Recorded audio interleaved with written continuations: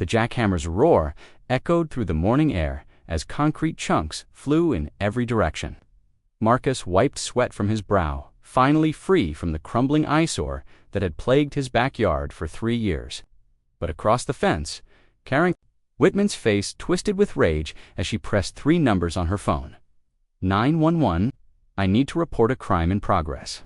What she didn't know was that her call would unleash a chain of events that would expose secrets buried deeper than any pool foundation and Destra Marcus. Rivera stood in his backyard at 7:30 a.m., staring at the cracked concrete monstrosity that had been the bane of his existence for 3 years. The kidney-shaped pool hadn't held water since he'd bought the house, a foreclosure nightmare that came with more problems than solutions. Green algae stained the bottom like a sick painting, and the filtration system had died sometime during the Obama administration. Today's the day, he muttered, pulling on his work gloves.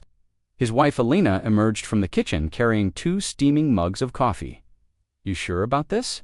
The contractor quoted us $8,000. $8,000 we don't have.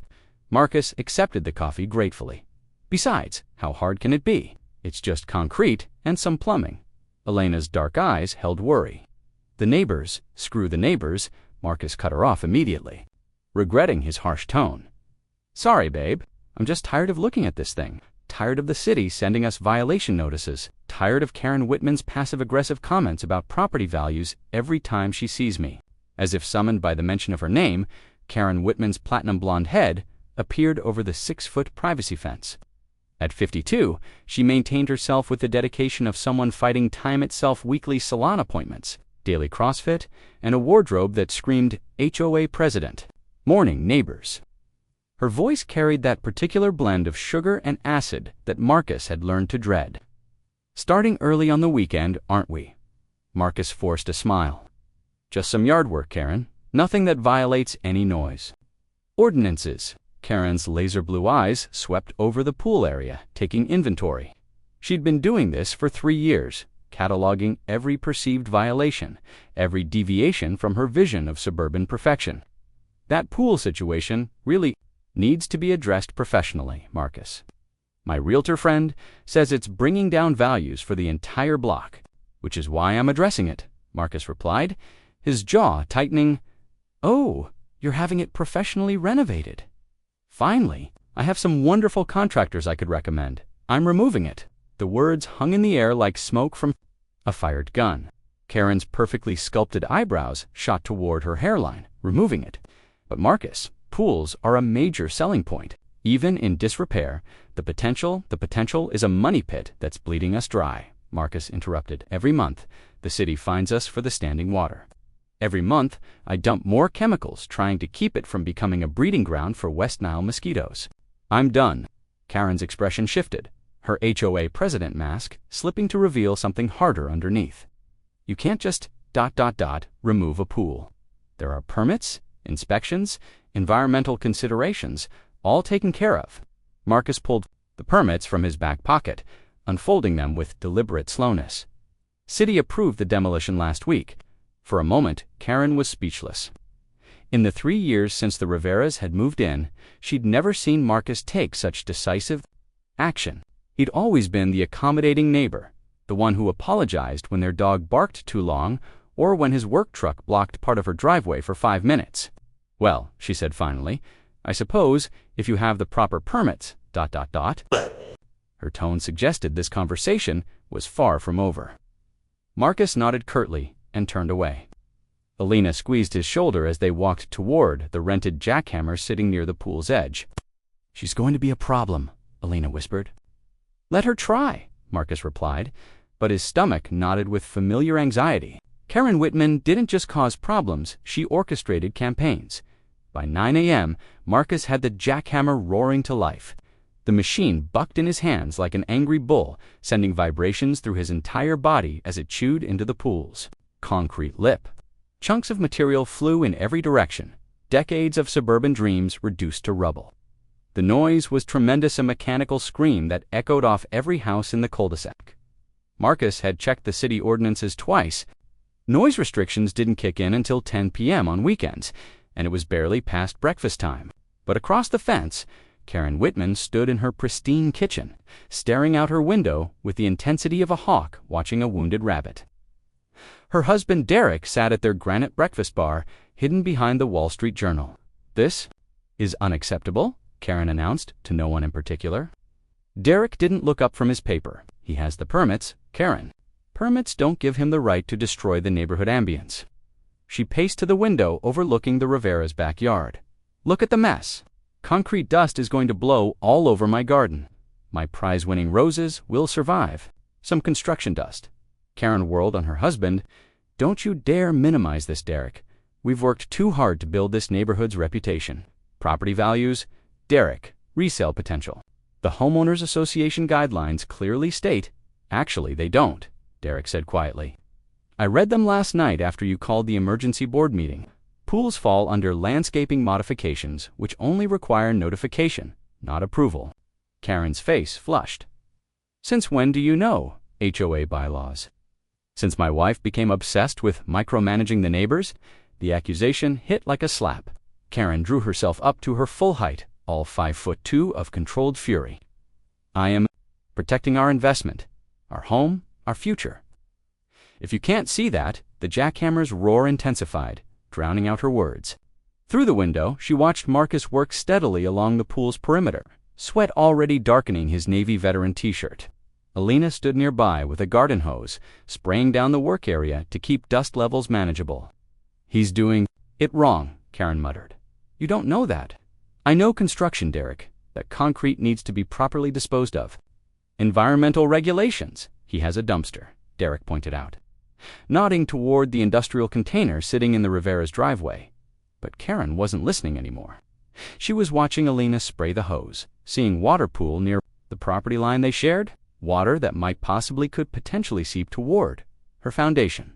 That was it, the final straw. "This has gone far enough." Karen don't, but she was already outside, marching across her manicured lawn with the determination of someone who'd finally found her hill to die on. The jackhammer's noise hit her like a physical force, confirming in her mind that this was an assault on the entire neighborhood. She stood at the fence line and waved her arms until Marcus noticed her. He shut off the machine, grateful for a break. "This needs to stop," Karen announced without preamble. Marcus wiped sweat from his face. "I'm sorry, the noise, the dust, the improper disposal of hazardous materials." Karen's voice rose with each accusation. "You're violating at least 6 city ordinances and probably several environmental protection statutes." "Karen, I have all the permits." "Permits don't give you the right to terrorize the neighborhood." She pointed at the growing pile of concrete. "Chunks, that debris contains chemicals, sealants, paint. You can't just throw it in a dumpster." Alina stepped forward, her voice calm but firm. "The disposal company is licensed for construction debris. Everything's being handled properly." Karen's attention snapped to Alina like a targeting system locking on. "And the water runoff. You're spraying contaminated water that's flowing toward my property. That's environmental contamination." "It's just dust control," Alina replied. But Marcus could hear the strain in her voice. "Just dust control." Karen's voice hit a pitch that made the neighbor's dog start barking. "That water is carrying concrete particulates, chemical residues, and God knows what else directly toward my prize-winning garden." Marcus felt something snap inside his chest, a tension cable that had been wound too tight for too long. 3 years of Karen's complaints, 3 years of walking on eggshells, 3 years of trying to be the good neighbor while she found fault, with everything from their choice of mailbox to the height of their grass. "You know what, Karen?" His voice was deadly quiet. "I'm done, excuse me." Marcus set down the jackhammer and faced her fully. "I'm done apologizing for existing in my own backyard. I'm done pretending your complaints are reasonable. I'm done being polite while you nitpick every single thing my family does." Karen's face went white, then red. "How dare you? How dare I? What? Remove a health hazard from my own property? With proper permits, during legal hours, using licensed contractors for disposal." Marcus stepped closer to the fence. "You want to know what's really bothering you, Karen? It's not the noise or the dust or the imaginary environmental hazards. Don't you tell me what's bothering me. You're bothered because for once in 3 years, I'm not asking your permission." The words hung between them like a challenge. Alina moved closer to Marcus, sensing the shift in entity. Officer Janet Mills had been patrolling suburban neighborhoods for 12 years, long enough to recognize the difference between genuine emergencies and neighbor disputes that had spiraled out of control. The 911 call had come in as destruction of property and environmental hazard, but as she surveyed the Chinaman with proper permits doing legal construction work, her instincts told her this was another Karen Whitman special. She'd dealt with Karen before. Noise complaints that turned out to be children playing at acceptable volumes. Suspicious activity reports about delivery drivers who happened to be minorities. Traffic violations that were neighbors parking legally, but not to Karen's aesthetic preferences. But her partner, Officer Rick Santos, was new to the beat and still believed every call deserved the full CSI treatment. Mr. Rivera, Mills approached with her hands visible, body language calm but alert. I'm Officer Mills. We received a complaint about possible permit violations and environmental hazards. Mind if we take a look at your documentation? Marcus wiped his hands on his jeans, trying to project calm while his heart hammered against his ribs. He retrieved the permit folder from the porch steps, his movements deliberate and non-threatening. Alina appeared at his side, their 13-year-old daughter, Sophia, peering out from behind the screen door. The family tableau was picture-perfect, suburban, which made Karen's 911 call seem even more absurd. Officer Santos studied the permits with the intensity of someone looking for his first big bust. These look legitimate, but we'll need to verify with the city planning office. The numbers are right there. Marcus pointed to the permit stamps. You can call right now. From her front porch, Karen watched the scene unfold with barely concealed satisfaction. She'd changed into her concerned citizen outfit, a flowing sundress that made her look vulnerable and maternal, with her hair arranged in soft waves that caught the morning light just right. Derek emerged from their house, coffee mug in hand, and stopped dead when he saw the police cars. Jesus Christ, Karen, I had no choice, she said loud enough for the officers to hear. When someone starts destroying property without proper oversight, he has permits. Permits that weren't properly reviewed by the neighborhood association, Karen shot back. This is exactly why we have protocols. Officer Mills overheard the exchange and felt her patience beginning to fray. She'd seen this movie before. HOA president decides to weaponize law enforcement against neighbors who won't kowtow to her demands. Ma'am, Mills called to Karen, could you step over here, please? Karen glided across the lawns with the grace of someone who'd been performing for an audience her entire life. Officer, I'm so glad you're here. I've been trying to address this situation through proper channels. But what exactly is the nature of your complaint? Mills interrupted. Karen launched into a prepared monologue about noise ordinances, environmental contamination, and improper disposal of hazardous materials. Her voice carried the authority of someone accustomed to being taken seriously, peppered with legal-sounding terms that might impress a rookie cop. But Officer Mills was watching Karen's body language, noting how her eyes kept darting to the growing crowd of neighbors, Mrs. Chen from across the street, the Peterson family from 2 houses down.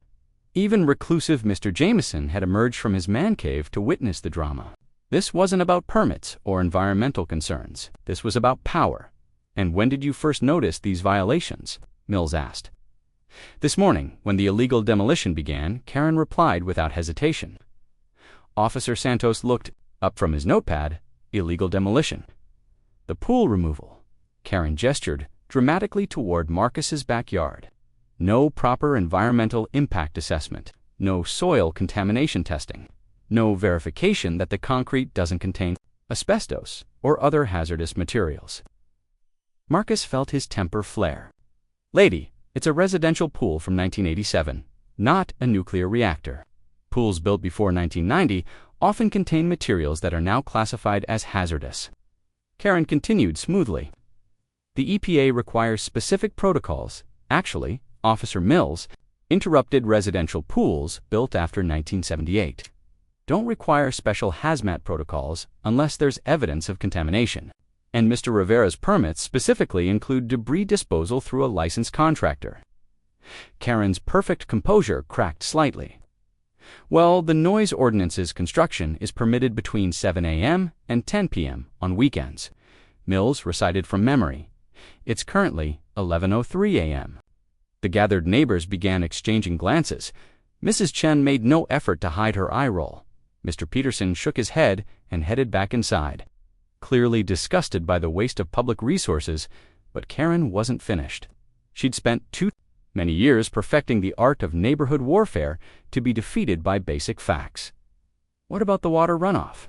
She pointed toward Alina, who still held the garden hose. They're spraying contaminated water that's flowing directly to my property. That's environmental contamination and possible property damage. Officer Santos perked up. Environmental crimes were federal territory, the kind of case that could make a young cop's career. Ma'am, he addressed Alina, what's in that water? Alina looked genuinely confused. It's ... tap water. From our hose, I'm just keeping the dust down. But it's mixing with concrete particles, Karen pressed. Chemical residues from pool sealants, paint chips that could contain lead. That runoff is carrying contaminants directly onto my property. Officer Santos walked to the property line, studying the minimal water flow with CSI level intensity. A few drops of muddy water had indeed crossed the invisible boundary between the yards, barely enough to dampen a square foot of Karen's pristine grass. I need to document this, he announced, pulling out his phone to photograph the crime scene. Officer Mills rubbed her temples, feeling a headache building. Santos, it's dust control, standard construction practice. But if there are environmental contaminants, then we'd need hazmat suits and EPA involvement, Mills finished, which we clearly don't. Marcus watched the young officer's enthusiasm deflate, but Karen sensed opportunity in Santos's by-the-book approach. Officer Santos, isn't it? She turned her full attention to him, her voice taking on a maternal tone. I can see you understand the seriousness of environmental protection. My late father was a chemical engineer. He always said the most dangerous. Contamination happens when people assume something is safe. Santos nodded, clearly flattered by her attention. That's exactly what we're dealing with here, Karen continued. Assumptions. Mr. Rivera assumes his permits cover everything. He assumes the debris is harmless. He assumes the runoff won't affect neighboring properties. But assumptions kill, don't they, officer? It was masterfully done. Karen had transformed herself from complaining neighbor to concerned citizen, appealing to Santos's professional pride while subtly undermining Marcus's credibility. Marcus felt the conversation slipping away from him. Officers, I've done everything by the book. I have the permits, the license disposal, the approved hours. But did you notify your neighbors before beginning work that could affect their properties? Karen interjected. I don't have to notify, actually. Santos consulted his notepad. City Ordinance 247.3 requires notification of adjacent property owners for any construction that could result in runoff, debris, or environmental impact. Officer Mills stared at her partner. Santos, that ordinance applies to commercial construction and major renovations, not pool removal, but the damage was done. Karen smiled with the satisfaction of someone who'd found the perfect legal loophole. I never received any notification, she announced. Neither did the Petersons or the Chens. Mr. Rivera began this work without informing anyone who might be affected. Because it's my property, Marcus exploded. I don't need your permission to improve my own backyard. But you do need to follow proper procedures, Karen replied smoothly. Procedures designed to protect the community. Alina stepped forward, her voice tight with controlled anger. What community protection? You called 911 because my husband is removing a health hazard from our property. With permits, during legal hours, using licensed contractors. I called because someone was potentially violating environmental protection laws, Karen shot back, and as it turns out, I was right. No proper notification, no consideration for neighboring properties, no regard for community standards. Officer Santos was scribbling notes furiously, treating Karen's words as gospel. Officer Mills watched the circus with growing frustration, recognizing a master manipulator at work. But Marcus had reached his breaking point. 3 years of Karen's passive comments, 3 years of walking on eggshells, 3 years of trying to be the perfect neighbor while she found fault with everything from their mailbox to their choice of lawn fertilizer. You want to know about community standards? His voice carried across the entire cul-de-sac. Let's talk about community standards, Karen. The way he said her name made everyone freeze. It wasn't angry or loud. It was cold and tired and absolutely done with pretense. Let's talk about the time you called the city about our illegal fence that turned out to be 6 inches inside our property line. Or when you reported our dog for excessive barking when he was recovering from surgery and whimpering in pain. Or the man in the black sedan was named Vincent Castellano, and he specialized in making problems disappear, though not always in ways his clients expected. As a senior code enforcement officer for the county, he'd built a lucrative side business, helping certain residents navigate the Byzantine world of municipal regulations. For the right price, violations could be expedited, permits could be delayed, and troublesome neighbors could find themselves buried under an avalanche of bureaucratic scrutiny. Karen Whitman had been one of his best clients for 2 years. Vincent stepped out of his sedan at exactly 2:30 p.m., his Italian leather shoes clicking against the asphalt with the precision of a man who understood the power of first impressions. His charcoal suit was custom-tailored, his silver hair perfectly styled, and his smile carried the warmth of a loan shark collecting interest.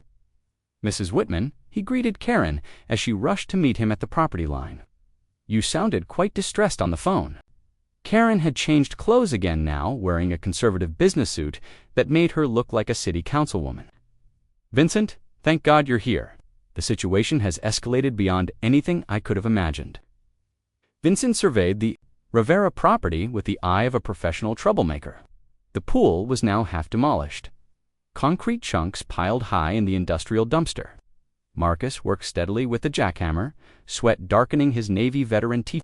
Alina tended to their small vegetable garden while keeping one eye on her husband's progress. "Tell me everything," Vincent said, pulling out a leather-bound notepad.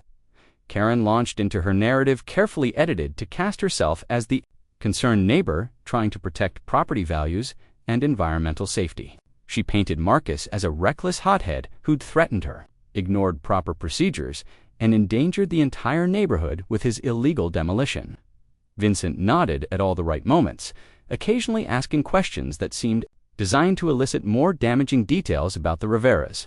But his real attention was focused on the property itself, cataloging potential violations with the expertise of someone who'd made a career out of finding fault.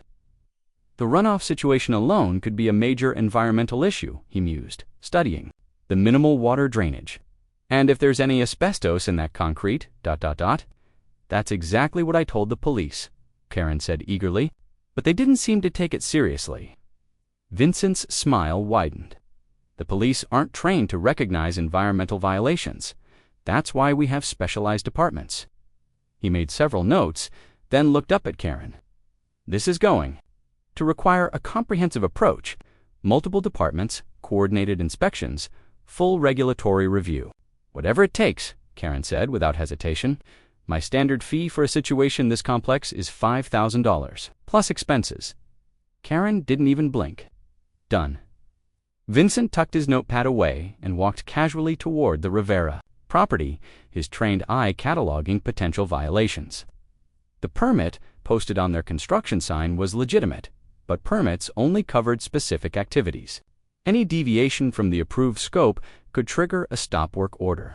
And Vincent Castellano was very good at finding deviations. "Excuse me," he called out to Marcus, who shut off the jackhammer and looked up with obvious wariness. "Vincent Castellano, County Code Enforcement," he flashed his badge with practiced authority. "Just need to verify that your work is proceeding according to the approved permits." Marcus felt his stomach clench. After the morning's police confrontation, the appearance of another official felt like harassment. The permits are right there. He pointed to the posted documentation. Vincent studied the papers with theatrical intensity, making notes and taking photos. "I see the demolition permit, but where's your soil disturbance notification?" Soil disturbance notification. Any excavation that penetrates more than 18 inches into the ground requires a separate notification to the Utilities Commission. Vincent gestured toward the pool's deep end. "That looks like it's going down at least 6 feet. Marcus felt panic rising in his chest. The permit office didn't mention. Unfortunately, not all permit clerks are familiar with every requirement. Vincent replied smoothly. It's a common oversight, but still a violation. Alina appeared at Marcus's side, her teacher instincts recognizing a bully when she saw one. What kind of violation? Class B regulatory infraction usually results in a stop work order pending full compliance review. Vincent made more notes, his pen scratching ominously across the paper.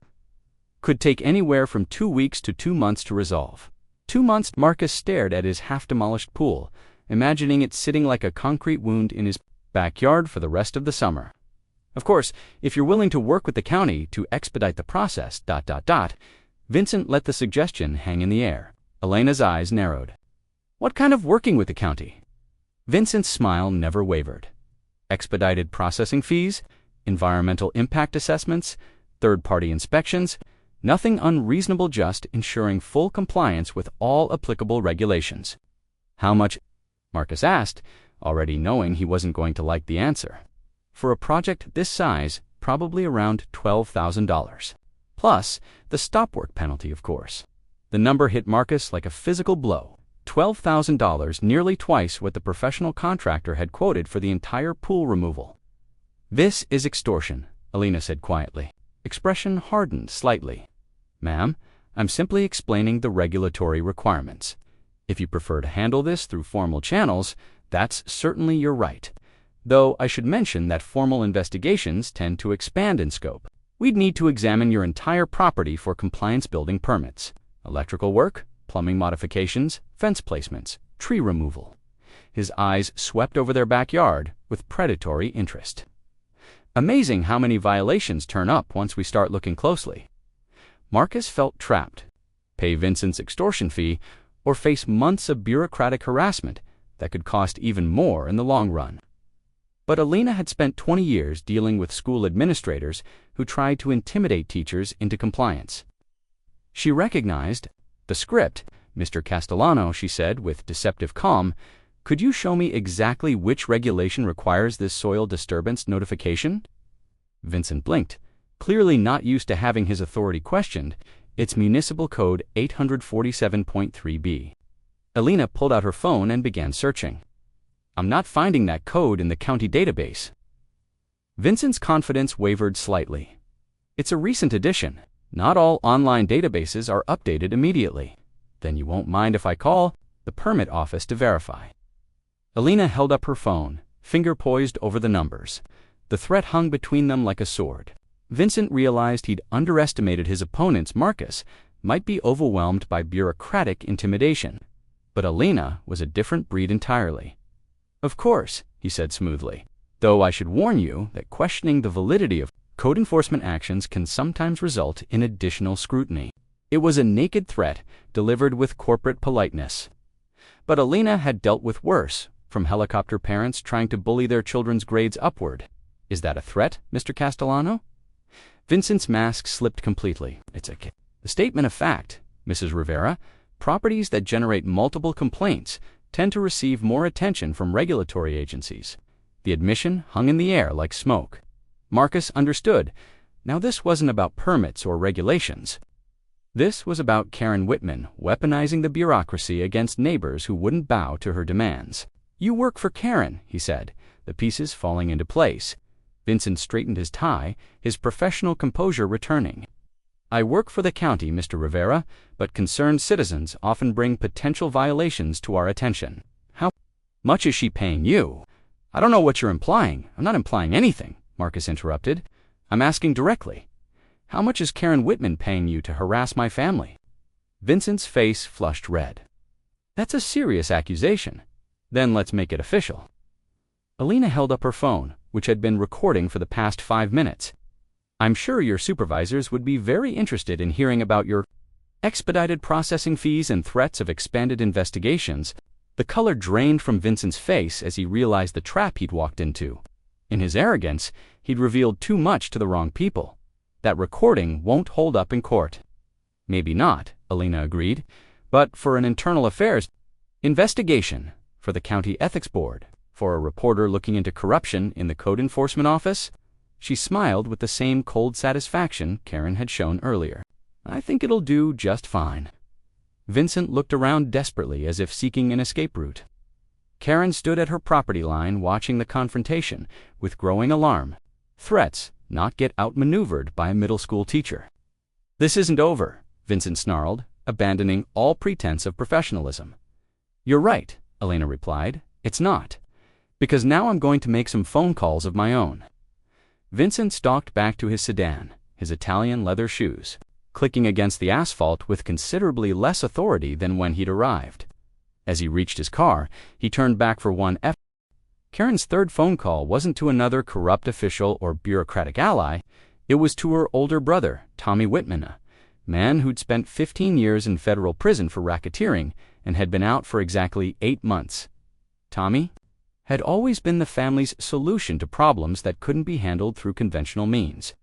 When Karen was 12 and the neighborhood bully kept stealing her lunch money, Tommy had a conversation with the kid that ended the problem permanently. When she was 17 and her boyfriend cheated on her at prom, Tommy made sure the boy transferred schools rather than face daily accidents in the parking lot. Now, at 54, Tommy was trying to rebuild his life with a legitimate construction business, but old habits died hard, especially when his baby sister called crying about neighbors who were threatening her. They humiliated me, Tommy. Karen sobbed into the phone, her carefully constructed facade finally cracking. In front of the entire neighborhood, they recorded everything. They're going to destroy me. Tommy Whitman sat in the cab of his pickup truck outside a job site in downtown Sacramento, listening to his sister's version of events with growing anger. Karen had always been the golden child, the one who went to college, married well, lived in the suburbs while he was running numbers for the Benedetto family. She'd bailed him out when he got arrested, visited him in prison, and given him the down payment for his construction business when he got out. In Tommy's world, loyalty was everything, and someone had just humiliated his sister. "What do you need me to do?" he asked, his voice carrying the flat calm of a man who'd solved problems with violence for most of his adult life. "I don't know," Karen whispered. "The pool, maybe. If something happened to the pool while they were away." "You want me to sabotage their construction site?" "Not sabotage, just ... Make it more complicated. Maybe some of their equipment breaks down. Maybe their permits get lost. Maybe they realize this neighborhood isn't as safe as they thought." Tommy was quiet for a long moment, processing the request. In prison, he'd promised himself he was done with intimidation and threats. He was 54 years old, tired of looking over his shoulder, ready to live quietly and legally. But this was Karen, sweet little Karen who'd cried when he got sentenced, who'd written him letters every week for 15 years, who'd never asked him for anything except to be her big brother. "I'll take care of it," he said finally. "Tommy, I don't want anyone hurt. Nobody gets hurt," Tommy interrupted. "Just scared. There's a difference." As Karen hung up the phone, she felt a mixture of relief and terror. She'd crossed a line she'd never imagined crossing, but the alternative, accepting defeat, facing the consequences of her corruption with Vincent, becoming the neighborhood pariah, was unthinkable. Derek found her sitting on their bed, staring out the window at the Rivera house with hollow eyes. "Who were you calling?" he asked, though something in his gut already knew the answer. "Nobody important," Karen lied. Derek sat down beside his wife of 23 years, studying her profile. "Karen, please tell me you didn't call Tommy." The silence stretched between them like a chasm. "Jesus Christ, Karen, Tommy, really?" Derek's voice cracked with disbelief. "The man just got out of federal prison. He's trying to rebuild his life, and you're dragging him back into, 'He's my brother,'" Karen snapped. "And he understands loyalty, even if my own husband doesn't." "This isn't about loyalty. This is about you losing your mind over a neighbor who had the audacity to improve his own property." Derek stood up, pacing to the window. "Look at them. Karen, really look." Across the yard, Marcus was teaching their 13-year-old daughter Sophia how to use the smaller demolition tools while Alina prepared lunch on their back patio. It was a picture of domestic normalcy, a family working together on a home improvement project. "They're not your enemies," Derek continued. "They're just people trying to live their lives without your constant interference." Karen's face hardened. "They humiliated me publicly. They recorded a private conversation with a county official and threatened to destroy my reputation. Mean they documented your attempt to use a corrupt bureaucrat to extort them into submission." The words hung in the air like an accusation. Karen turned to face her husband, and Derek was shocked by what he saw in her eyes. Not shame or regret, but cold calculation. "Whose side are you on, Derek?" "I'm on the side of sanity," Derek replied. I'm on the side of not going to federal prison for conspiracy charges. Nobody's going to prison, Karen. You just enlisted your ex-con brother to intimidate our neighbors. If anything happens to that family, if anything happens to their property, if Tommy so much as looks at them wrong, you're an accessory to whatever follows." But Karen wasn't listening anymore. She was watching Marcus work, calculating angles and timing. Tommy would wait until the family was away, maybe this weekend, when they usually visited Elena's mother.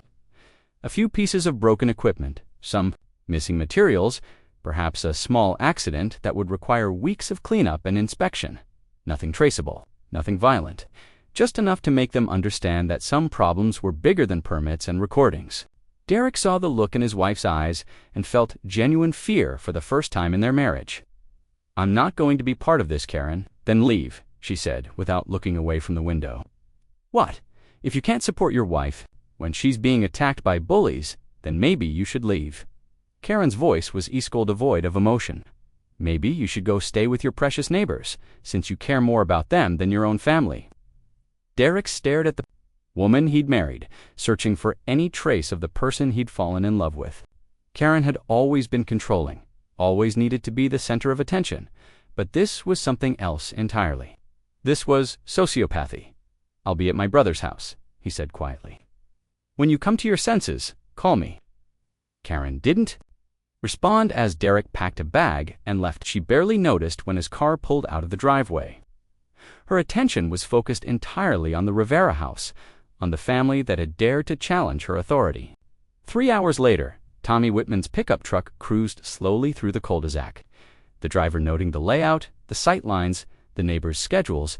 He parked 2 blocks away and walked back on foot, dressed in generic work clothes that would blend in with any construction crew. But as Tommy approached the Rivera property, something unexpected happened. Marcus looked up from his work and waved. "Hey there," Marcus called out. "You working in the neighborhood?" Tommy froze.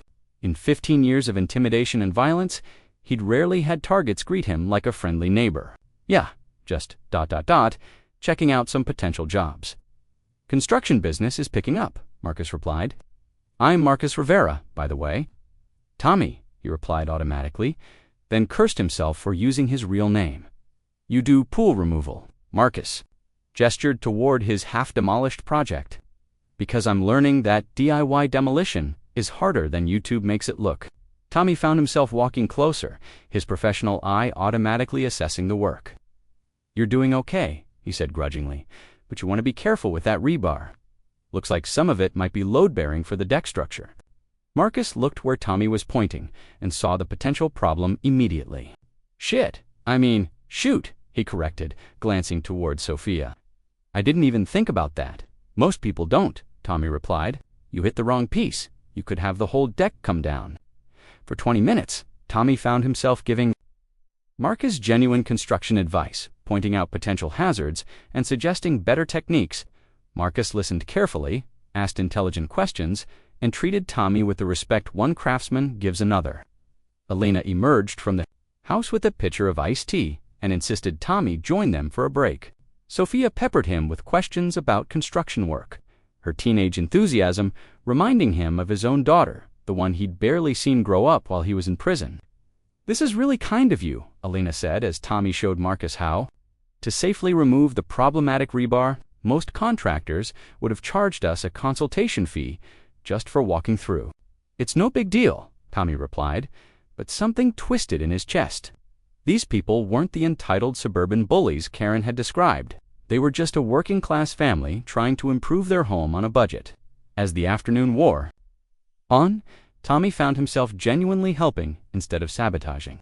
He showed Marcus's proper technique, helped Elena plan the landscaping for after the pool removal, and even played catch with Sophia during their lunch break.